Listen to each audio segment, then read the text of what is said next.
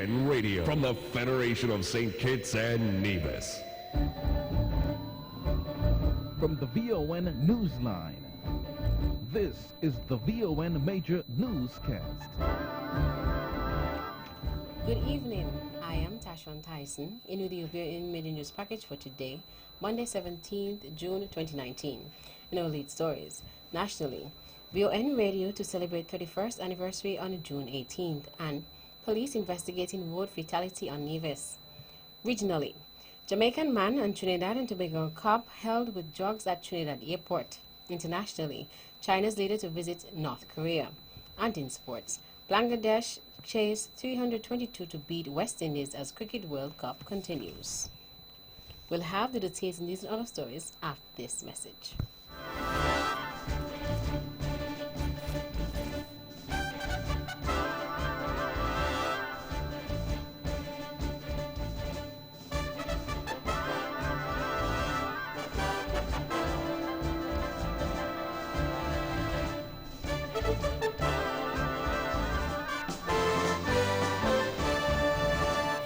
Another look. Different from how you've seen it before. Another look. Takes an in-depth look into business, politics, science, technology, religion, and more. Another look. Featuring documentaries from the BBC, regional features, and local ones too. Another look. Every Monday at 3 p.m. on the Eastern Caribbean's powerhouse, VON.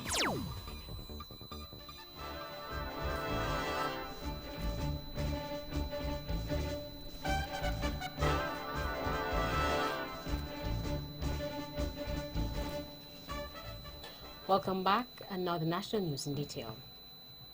Only the best will do. And that is the mantra under which the Voice of Nevis VON Radio has been operating for the past 31 years. The Eastern Caribbean's powerhouse will, on Tuesday 18th June, be celebrating its 31st anniversary of broadcasting to Nevis, St. Kitts, the wider Caribbean, and the world. The brainchild of the late Mr. Merritt Herbert, VON Radio became operational on June 18th, 1988. According to Mr. Herbert, the idea was conceived in 1986 when he visited Nevis just after some heavy rains which had set the guts overflowing and made the roads impossible in some areas. Mr. Herbert, at that point, saw the need for a radio station on the island. In its early years, the station broadcasted on a frequency of 895 AM, but now broadcasts on the 860 AM band. The station, from its inception, has been a voice for the people of the island politically, socially, culturally, and in other areas of community interest. On the eve of the 31st anniversary, congratulations begin to pour in for the Eastern Caribbean's powerhouse VON Radio from various figures in society. One individual expressing commendations to the management and staff of the station is Premier of Nevis, the Honorable Mark Brantley. I want to start by congratulating VON Radio, the Voice of Nevis, on its 31st anniversary. VON has been a quintessential part of the fabric of Nevisian society since its inception 31 years ago, under the leadership of Weber Herbert, who has steered that ship in good times and bad. During hurricanes especially, VON Radio has stood out as a beacon, not only for the people of St. Kitts and Nevis, but for the rest of the Eastern Caribbean as well. I think the vision of Merritt Herbert, who put this all together, has been justified, and though he has passed on, I think this is part of his legacy, which continues to live on. Premier Brantley, who hosts his weekly talk show, the On the Map program, every Wednesday on VON Radio, also applauded the station for the role it has played in its development and the entire listening public. I'm delighted that I have had an association with VON Radio now for many, many years, and I recall that it was Weber who gave me an opportunity on the heavyweights when I was still quite young, and then of course I've had my own show now for the past 13 years, and so it has been a long and mutually rewarding relationship. But more than that, I think that VON has contributed immeasurably to the life and times of Nevis in all aspects, in the politics, in the social development, in our freedom of speech and our democratic ideals. VON has been in the vanguard, and I want to wish them a very, very happy birthday, and that they continue from strength to strength. Heavyweight panelist of the Let's Talk program, Edric W. Stanley, also shared his sentiments on the significant achievement of the station he has been a part of for some 3 decades. Congratulations to Bond Radio for having attained this momentous milestone of 30 years. It has, of course, impacted in the most profound way on Nevians, citizens, and people of the far wider region. And indeed, through the internet, Facebook, and the other medium. Everybody has learned a lot from Bond Radio because of its standards that it set, and as a result, it is still operating at that high plateau with reference to programming. And thus, whoever listens to Bond Radio has always gained something, learned something, and ultimately improved their quality of life. Heavyweight panelist Edric W. Stanley. The Traffic Department of the Royal St. Christopher Nevis Police Force, Nevis Division, is currently investigating a traffic accident that occurred on the Island Main Road. The incident is reported to have occurred this morning, Monday 17 June, at around 8:30 in the Brown Pasture area. Dead is 33-year-old Cleon Doe of Butler's Village, Nevis. The deceased was traveling west along the Island Main Road to Charlestown on a scooter when the tragedy occurred. Reports indicate that Doe was traveling from Gingerland to Charlestown when he overtook a passenger bus that was traveling in front of him. Upon overtaking the passenger bus, Doe encountered difficulties and collided with a vehicle that was traveling in the opposite direction from Charlestown to Gingerland, where he ended up under that said vehicle. Doe succumbed to his injuries at the scene. This is the first road fatality recorded on Nevis for 2019. Meanwhile, police on St. Kitts are also investigating a traffic accident on the island. The accident occurred today, Monday 17 June, sometime after 9 a.m. on Keon Street, St. Kitts, in the vicinity of the Clarence Fitzroy Bryant College CFPC. The victim, whose name has not yet been released, was transported by ambulance to the Joseph N. France General Hospital. He is currently warded at the hospital where he is receiving treatment for his injuries.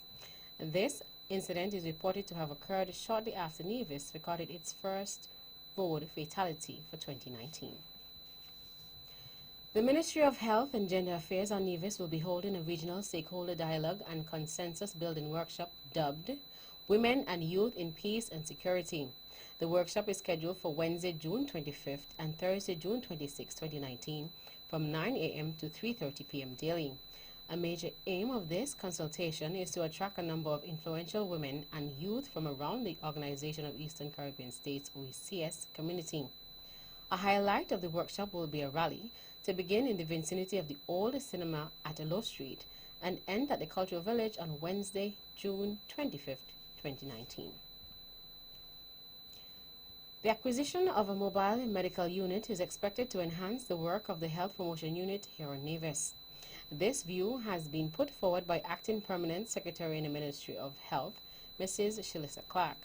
The mobile unit was donated by the Government of Japan and was first used on Saturday 15 June during a pre-Father's Day screening exercise organized by the Health Promotion Unit in collaboration with S.L. Hosfords and Company through the Hosfords Nevis Center. Healthcare should be accessible, and this is one of the areas that we wish to make use of the mobile unit, in that we will be able to move throughout the various communities and offer some of these basic health promotion and health prevention services. So screening is one aspect of how we plan to use the mobile unit. So look for us within the various communities. Meantime, Junior Minister of Health here on Nevis, Honorable Hazel Brandy Williams, was on hand to witness the activity and used the occasion to thank the government and the people of Japan and Hosford's Nevis Center for partnering with the Ministry of Health to host the activity. Over the past 10 years, the Ministry of Health has partnered with Hosford's in this very important screening activity. As I spoke with the manager, the present manager of Hosford, it was his brainchild that they do something for fathers.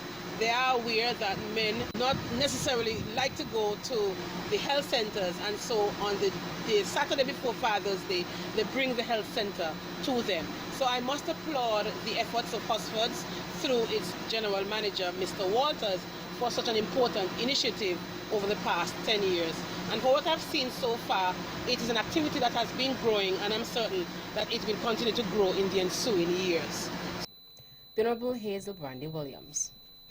St. Kitts and Nevis and the Argentine Republic are embarking on a cooperation project to fully capitalize the economic benefits of fishing in the island. The initiative, brought forward by the South American country in partnership with the Food and Agriculture Organization, FAO, aims at the conversion of the volumes of fish waste, which are currently discarded, into livestock and human feed and fertilizer. The initiative is also designed to provide a new avenue for the employment of youth and women, while helping to ensure the island's food security and reduce the food import bill. A technical team arrived in Bastille on Sunday, June 16, and while here, they will conduct a feasibility study on the production and use of fish silage and other value-added products from fish waste, and hold interviews with the Ministry of Agriculture, Division of Marine Resources, fishing and farmer cooperatives, fish processors, animal feed producers, aquaculture farmers, and the Solid Waste Management Corporation. Upon the conclusion of the research stage in July, Argentine expert Gustavo Wicking will travel to St. Kitts and Nevis to demonstrate the production of fish silage, hold training sessions, and provide technical assistance to the fishing and agricultural community. And finally, citizens and residents here in St. Kitts and Nevis are being encouraged to submit entries for the Independence Theme Competition. A release from the organizing committee states that the theme must be concise, memorable, and no more than 6 to 8 words, and should accurately reflect the country's history, current realities, and the common shared future to which all citizens should reasonably aspire. Written entries must be submitted either by emailing to independence.themeskn@gmail.com or to william.hodge@moeskn.org, or by delivering a hard copy in an envelope addressed to Mr. William Hodge, P.S., Education, to the Office of the Ministry of Education, the Cable Building, Keon Street, Bastille. The release further states that members of the Independence Committee, its subcommittees, and government ministers are not eligible for submission of entries to the competition. A maximum of 2 submissions will be accepted from each entrant. The deadline for submission is Friday, 21st June 2019.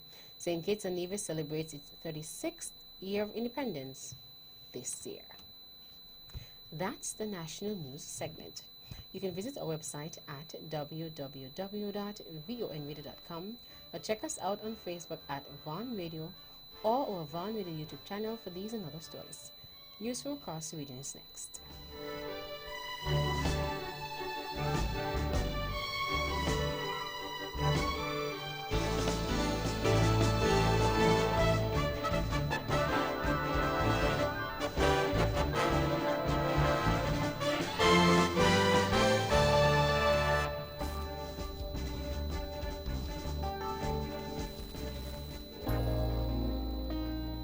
Ladies and gentlemen, this here's another one for the steppers. Swipe to win big in 2019.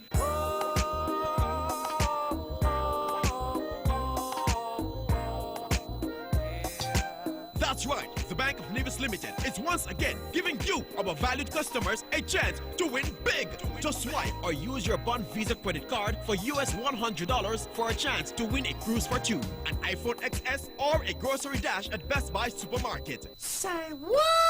Sign up for a Bond Visa credit card and automatically be entered for a chance to win. This offer ends August 31st, 2019. So tell your friends and family, just swipe to win big with the Bank of Nevis. The Bank of Nevis Limited, improving the quality of life. Like us on Facebook or follow us on Instagram.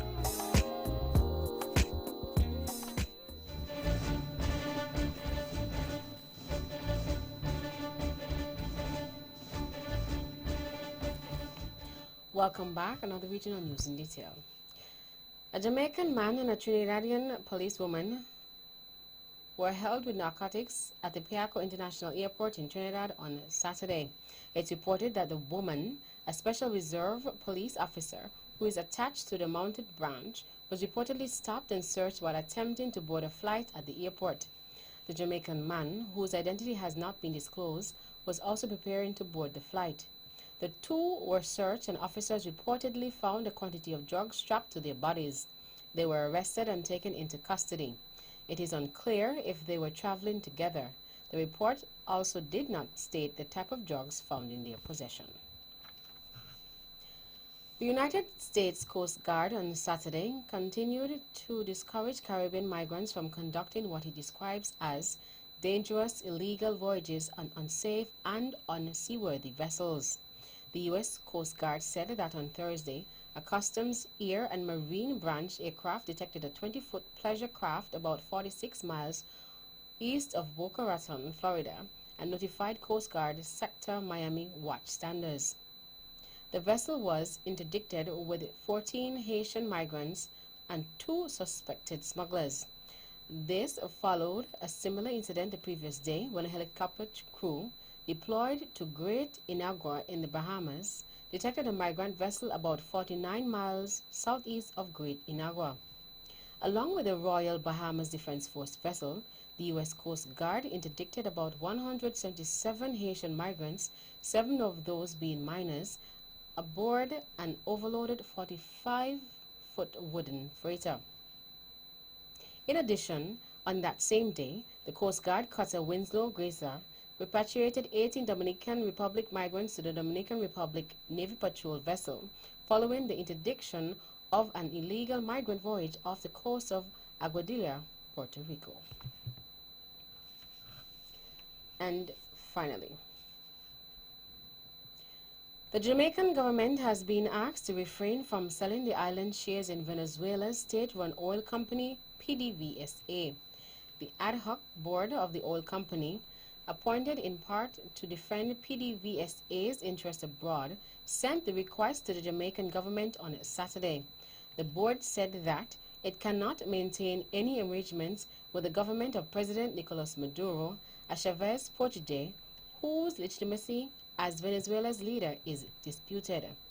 Earlier this year, the Senate in Jamaica passed legislation clearing the way for the government to acquire the 49% stake in Petrojam, the government of Jamaica's oil refinery that PDVSA acquired in 2006 as part of the late President Hugo Chavez's energy diplomacy efforts in the Caribbean. According to a Reuters report, neither the Prime Minister's office nor Jamaica's foreign ministry immediately responded to requests for comment. Juan Guaido, the leader of Venezuela's opposition-controlled National Assembly, in January invoked the constitution to assume an interim presidency, arguing Maduro's 2018 re-election was illegitimate. He has been recognized as rightful leader by dozens of countries, including Jamaica and the United States. That's it for the regional stories. Stay with us for news from around the world.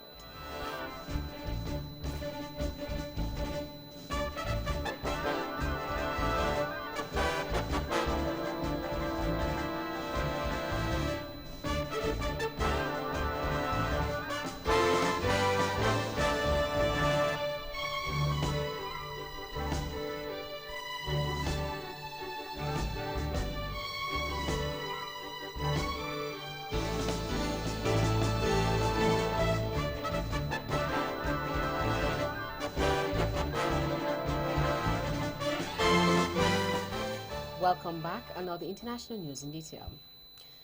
China has announced that its leader Xi Jinping will pay a state visit to North Korea this week at the invitation of the North Korean leader. The BBC's Celia Hatton gives us more. Xi Jinping's two-day visit will begin on Thursday. He will be the first Chinese leader to visit neighboring North Korea in more than a decade.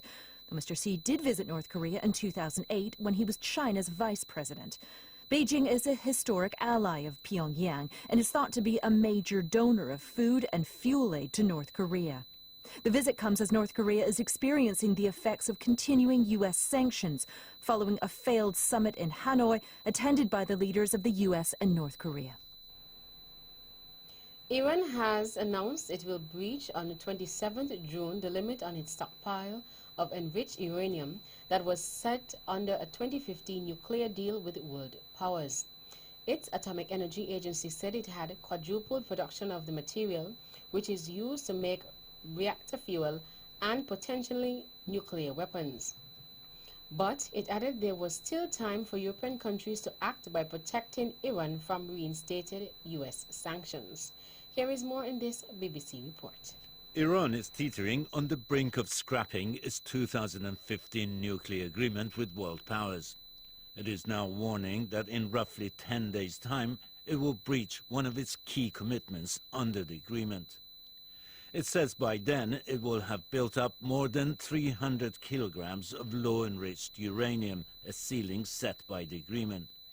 Under new American sanctions, it cannot export any excess stock, as has been the practice. It will have to shut down its nuclear enrichment program if it wants to stay within the limit. That is something it has been refusing to do. A Vatican document has raised the idea of the Roman Catholic Church ordaining older married men as priests in areas of the Amazon where there is a shortage of clergy. It comes ahead of a synod that is focusing on the region in October. The BBC's Martin Bashir reports. It says in this document that this region represents a pastoral and environmental challenge, but it's the scarcity of priests that the church could directly address. And so it's drafting this suggestion of the possibility of ordaining elderly married men who are respected in their communities. It refers in the document to proven men of character and says they should be outstanding members of the local Catholic community with grown-up families. The document also called for some kind of, and I quote again, official ministry for women in the area, although on that issue there's no elaboration.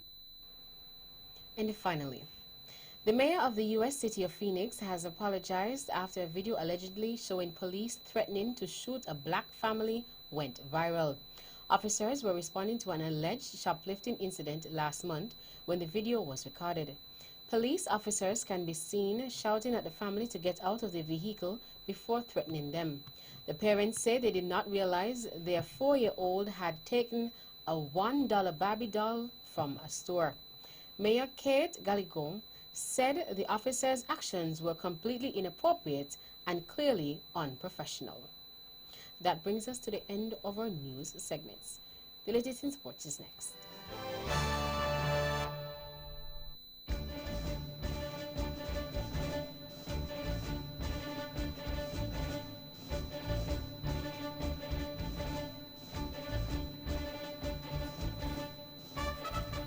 See you, John. Betty, how come you never tell me what's going on up at TDC? Well, I'm glad you asked because TDC Automotive has some awesome deals. Get the car a new spare tire for just $100 plus VAT. And they have selected tires for 30% off. And for the Jeep, if you buy a selected Goodyear tire, you can get a second one for just $99. Well. And not finished yet. They're offering up to 30% off selected Valvoline oils and universal car mats and a whopping 50% off Energix batteries. TDC Automotive not making no joke. Are you going up there now?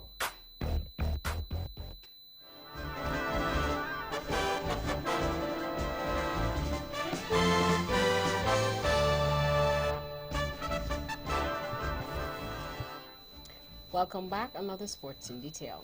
In cricket, Shakib Al Hassan sublime unbeaten 124 helped Bangladesh pull off the second highest chase in World Cup history with a dominant 7-wicket win over West Indies at Taunton.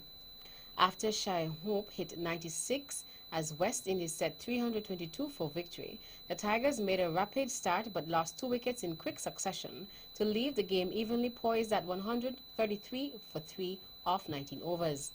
Shakib took apart the West Indies' one-pace attack, reaching his second successive century of the tournament off 83 balls.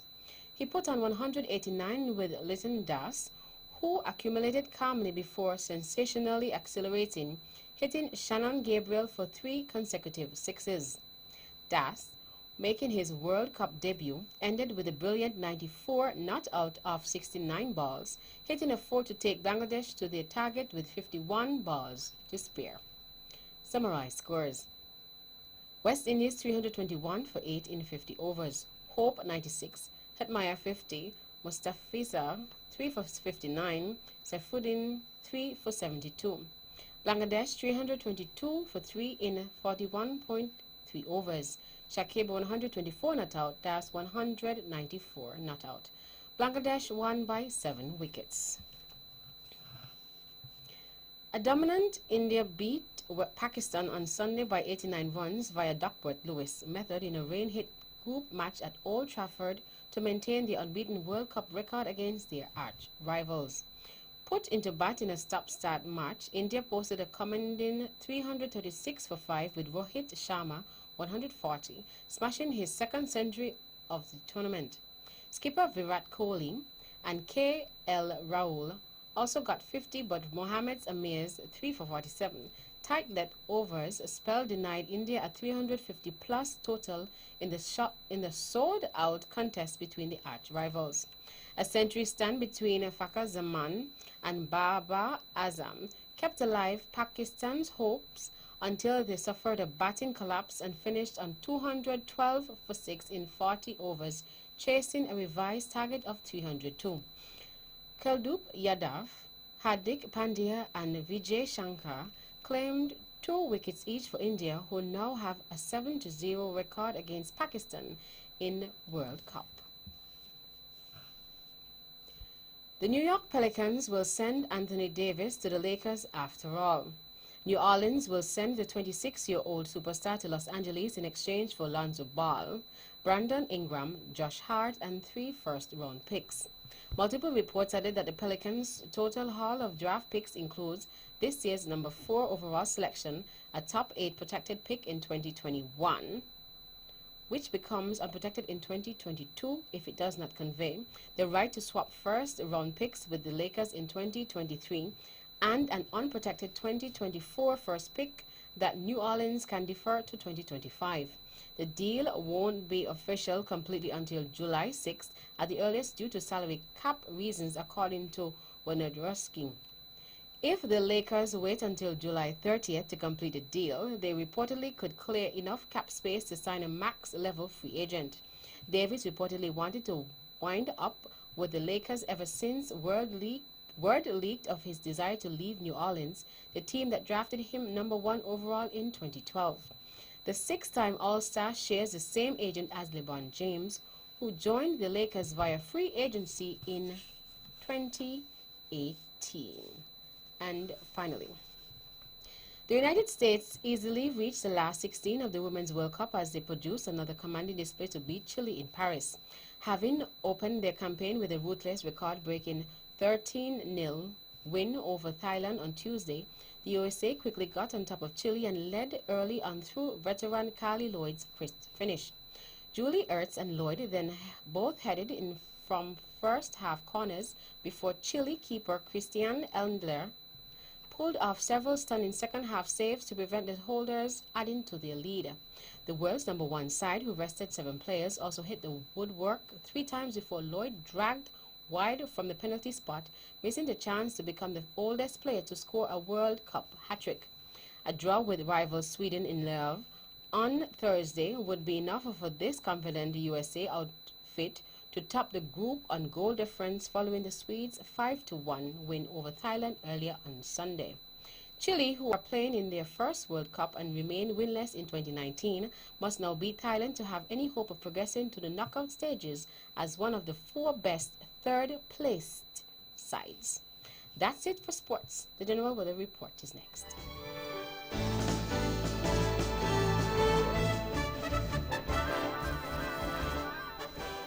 Welcome back. Another local weather forecast for St. Kitts and Nevis. Weather tonight will be partly cloudy to cloudy with a 40% or moderate chance of some light showers. Weather tomorrow will be partly cloudy to cloudy with a 40% or moderate chance of some light showers during the morning. Winds are southeast at 13 to 28 kilometers per hour or 7 to 15 knots. Seas are 1.5 to 1.8 meters or 5 to 6 feet.